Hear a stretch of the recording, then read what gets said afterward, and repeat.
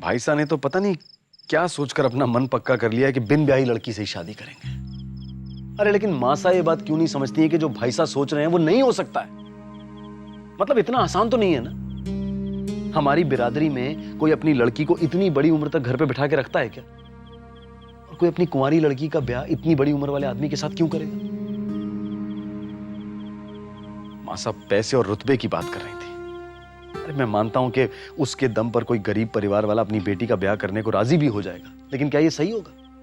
भाईसा और उस बच्ची के बीच में 20 साल का अंतर होगा। क्या ये अन्याय नहीं होगा उस लड़की के साथ? और फिर ब्याह होते ही मासा बच्चे की रट लगा देंगी और फिर वही होगा जो जमुना भाभी के साथ हुआ। कम उम्र में गर्भ, फिर बच्चे का ना रहना, उसके बाद एक और कोशिश और एक कोशिश, और नतीजा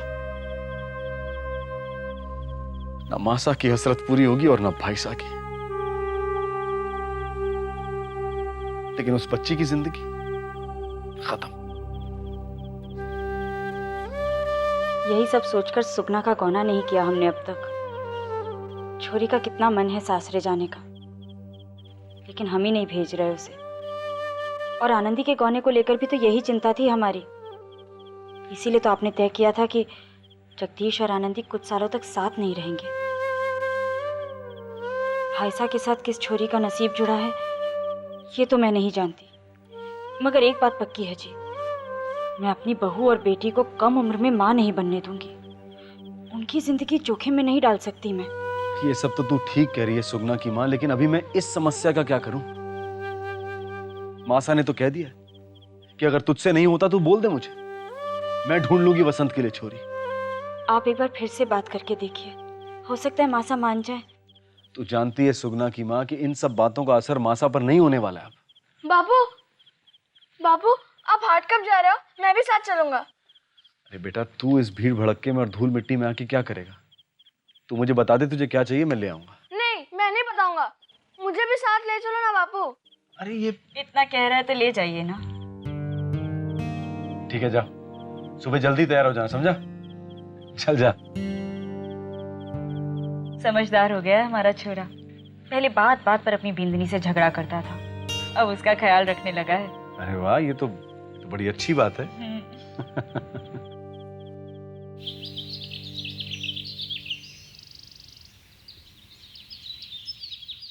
सुगना जीजी,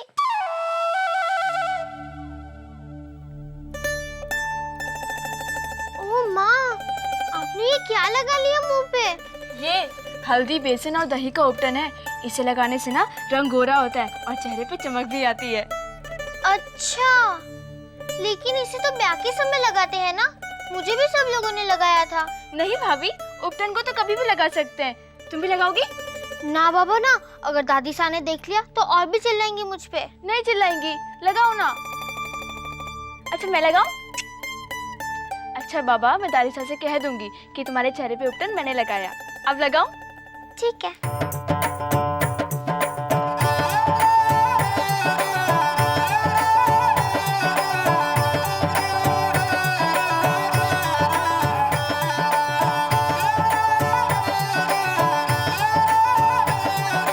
अब मेरी भाभी और भी गोरी हो जाएगी।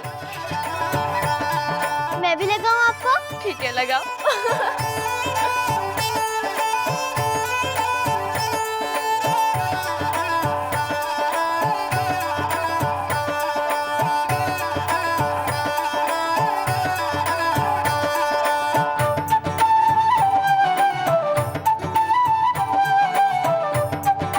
चूहिया कहाँ है?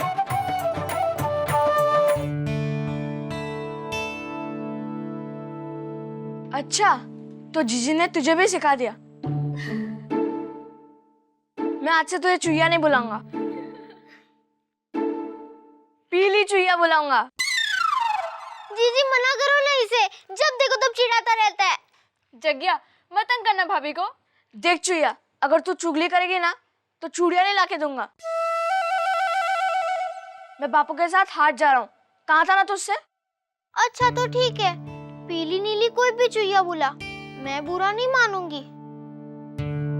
जग्या, मेरे लिए भी लेकर आएगा चूड़िया?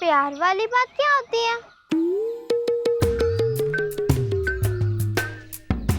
रात दिन इसके क्यों और कैसे के जवाब में निकल जाएगा। जल्दी करना।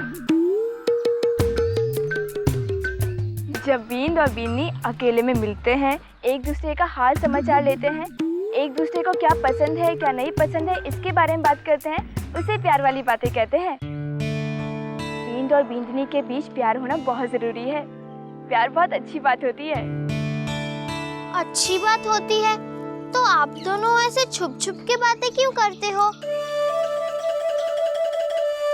मिलने के लिए झूठ क्यों बोलते हो घर पे? और सासू माँ से क्यों नहीं बताया कि घर वाले से प्यार की बात करने जा रही हो?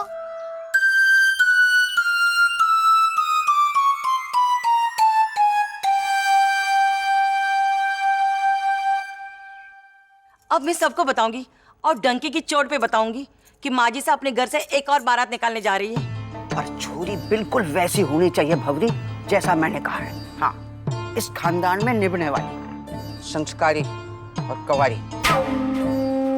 आप बिल्कुल चिंता मत करिए माजी साहब, ऐसा नगीना धुन के लाऊंगी मैं आपके बसन के लिए कि पूरा गांव दांतों तले उंगली दबा लेगा। यूं ही भौरी भौजाई नहीं कहते मुझे। हाँ, आपकी जगदीश के लिए भी मैंने आनंदी के घर का पता दिया था ना। सारा मोहल्ला क्या, आसपास के 10 गांव में भी ऐसी बिंदनी कहीं ना होगी। हाँ, ना होगी। इस बार छोरी के लक्षण जरूर देख लेना। लक्षण बहुत जरूरी हो। गरीब हो कोई बात नहीं, खानदान वाली होनी चाहिए, समझी? हमारे घर पे तो लक्ष्मी माँ की ऐसी कृपा है, उनकी दया से किसी चीज की कमी नहीं। दान दहेज का भी लालच ना है मन में, हैं? जरी जेवर से लाद के रखूंगी अपनी पसंद की बींदड़ी को। पर एक बात है, खानदान अच्छा होना चाहिए। खानदान अच्छा होना तो निभने में अड़चन ना आवे। नहीं तो हर वक्त छोरी को वही उठना बैठने का सलीका सिखाते रहो। समझ रही हो ना मैं क्या कर रही हूँ? हाँ, समझ रही। तो बस जे तय हो गया, तू बसंत के लिए एक चोखी कुंवारी छोरी ले आ। बसंत का वंश चलाने वाली आ जाए ना तो बस हमारी फिक्र खत्म। फिर सारी दुनियादारी छोड़कर पूजा पाठ में मन लगाना है बस। माजी साहब, आपको ये सब बताने की जरूरत नहीं है कि आप कितने रईस हैं। और कौन नहीं जानता आपके खानदान को। तो तू जल्दी से अपने काम पे लग जा भौरी। हाँ, जितनी जल्दी छोरी ढूंढ के लाएगी ना उतनी बड़ा नेक पाएगी। चल 5 तोला सोने का एक बाजूबंद गड़वा देती हूँ थारे लिए। हाँ, आपका आशीष बहुत है मेरे लिए माजी साहब। वैसे आप प्यार से देंगी तो बाजूबंद भी ले लूंगी मैं आपसे। हाँ। अच्छा, मैं चलती हूँ माजी साहब। हो सकता है शाम तक ही कोई शुभ समाचार मिल जाए।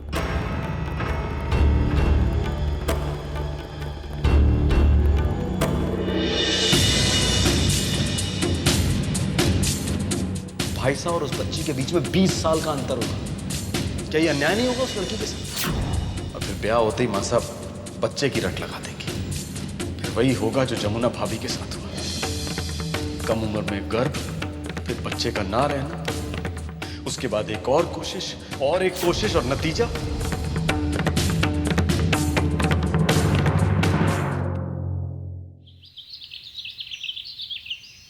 किसी को ढूंढ रही हो जीजी? कोई आने वाला है क्या? मेरी एक सहेली। लो, आ भी गई। कैसी है उमा? अच्छी हूँ। और तू? मैं भी अच्छी हूँ। मिलाई अपनी बीन से? क्या क्या बातें की, बताएगी नहीं? वहाँ चल, सब बताती हूँ। भाभी सुन लेगी ना। अच्छा भाभी, तुम यहीं रुको, मैं बस अभी आती हूँ। अच्छा, ये पैसे रख लो। वहाँ गर्मा गर्म जलेबी मिल रही है ना, खरीद के खा लेना, ठीक है? मैं बस अभी आई। अच्छा, भूख भी बहुत लगी है, पर जल्दी आना। मैं पास में ही तो जा रही हूँ, कहीं दूर थोड़ा जा रही हूँ। अभी आती हूँ। चल।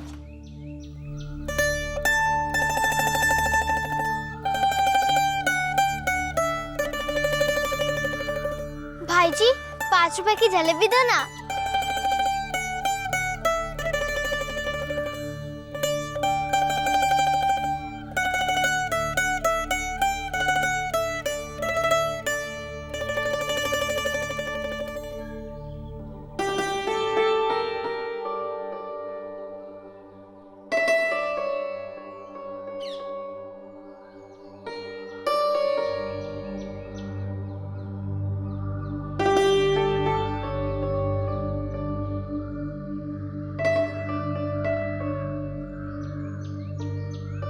जलेबी खाएगी?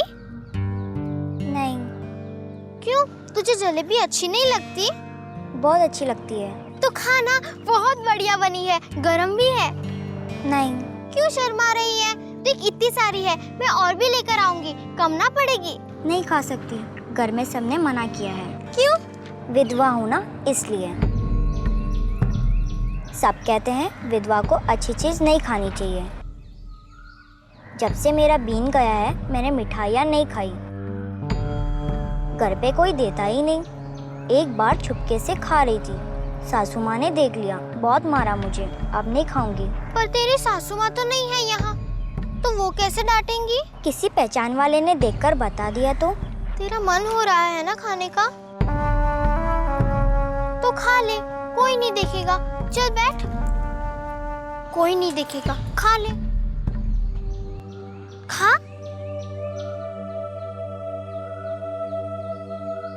मुझे ना अच्छे कपड़े भी पहनने नहीं देते, सारी चूड़ियाँ तोड़ दी। जब देखो डांटते रहते, कहते कि अपनी बीन को खा गई मैं। अपशुगनी और अभागन हूँ। तुझे पता है अपशुगनी और अभागन क्या होता है? नहीं पता। मेरी एक सहेली है ना फूली, वो भी विधवा है, उसे भी सब ऐसा ही बोलते हैं। पता है उसकी माँ ने उसकी सारी चूड़ियाँ तोड़ दी। उसे चूड़ियाँ बहुत अच्छी लगती थी। मेरे मायके में भी माँ मुझे श्रृंगार नहीं करने देती। बिना चूड़ियों के हाथ अच्छे नहीं लगते। देख मेरे हाथ।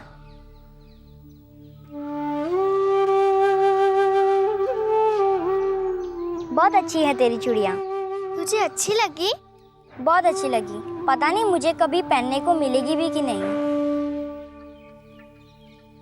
अच्छा, तेरा नाम क्या है? आशा। और तेरा? आनंदी। मुझे ना झूला झूलना भी बहुत अच्छा लगता है, और रस्सी कूदना, रेत की तीली पे चढ़ना, तितली के पीछे भागना, खूब मजा आता है। जब मैं माँ के घर थी, दिन दिन भर बगीचे में खेलती थी। माँ पड़ोस के घर में खोज खोज कर परेशान हो जाती थी। मेरी माँ भी दौड़ के आती थी मुझे खोजने, कहती थी अरे ओ आनंदी चल घर। चंपा और फूली के साथ खूब खेलती थी मैं। लंगड़ी में मैं ही तो जीतती थी, और पेड़ पे चढ़ने में मैं सबसे तेज थी, छोरों से भी, और पढ़ने में भी। कौन है रे? तू यहाँ घूम रही है? मैं पूरा गांव ढूंढ आया। ये ले अपनी चूड़ियाँ। मैं दोस्तों के साथ खेलने जा रहा हूँ। चलो भाभी, बहुत देर हो गई, घर चलते हैं।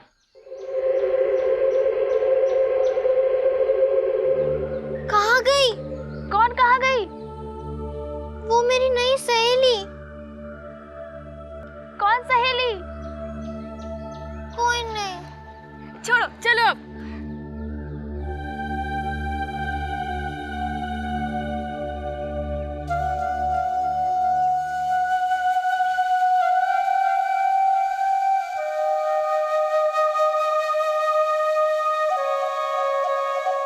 रुक क्यों गई?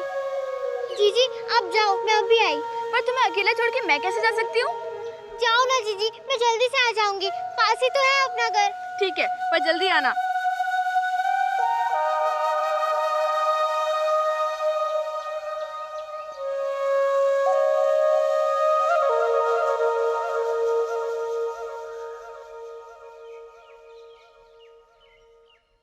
कहाँ चली गई थी? अच्छा छोड़, बता इसमें से तुझे कौन सा रंग पसंद है? ये वाला। चल बैठ, मैं तुझे पहना देती हूँ।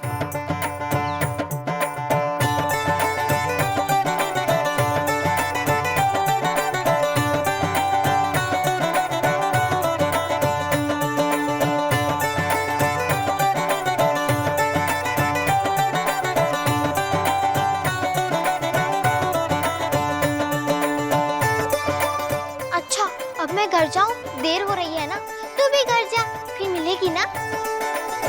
बाकी की चूड़ियां भी तू रख ले, मैं जाती हूँ।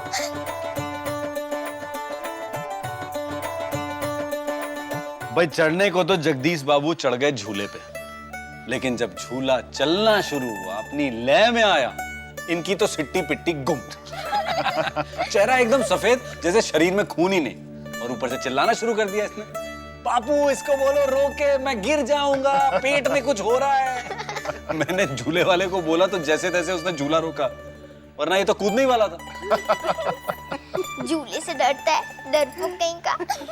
झूठ झूठ, बिल्कुल झूठ। डरा नहीं था मैं, वो तो झूले से आइसक्रीम की दुकान दिख गई थी और मुंह में पानी भी आ गया।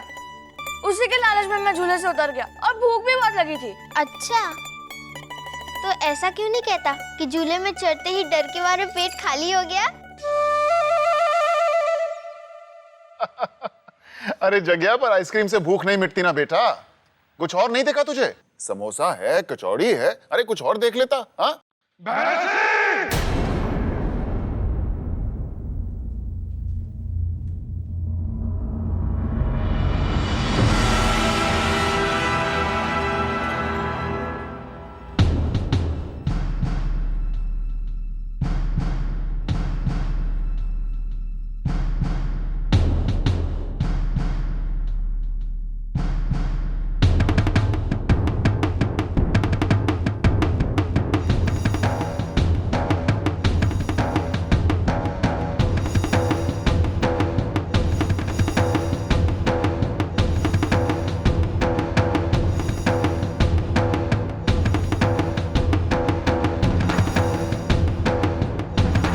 ये तो मेरी नई सहेली आशा है। रो क्यों रही है?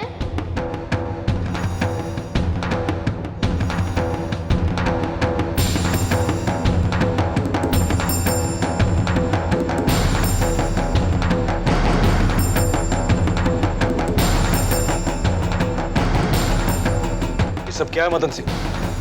यहाँ क्यों आए हो तुम?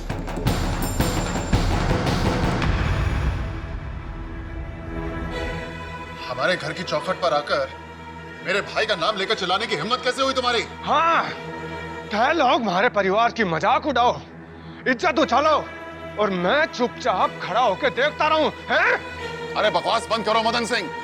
ऐसा क्या कर दिया हमने? अपनी इस लाडली बींदड़ी से पूछ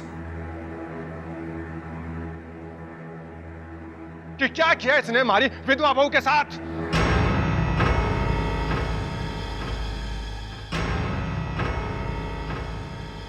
जबान नीची करके बात कर मदन सिंह, और खबरदार जो हमारी बहू पे उंगली उठाई तो। हाँ, थारी बहू बहू और हमारी बहू। अरे थारी इस लाडली बहू ने हमारे स्वर्गवासी बेटे का अपमान किया है। पंचायत बिठाकर अभी इसी वक्त थारी इस लाडली बहू को गांव से बाहर निकलवा सकता हूं मैं। मदन सिंह,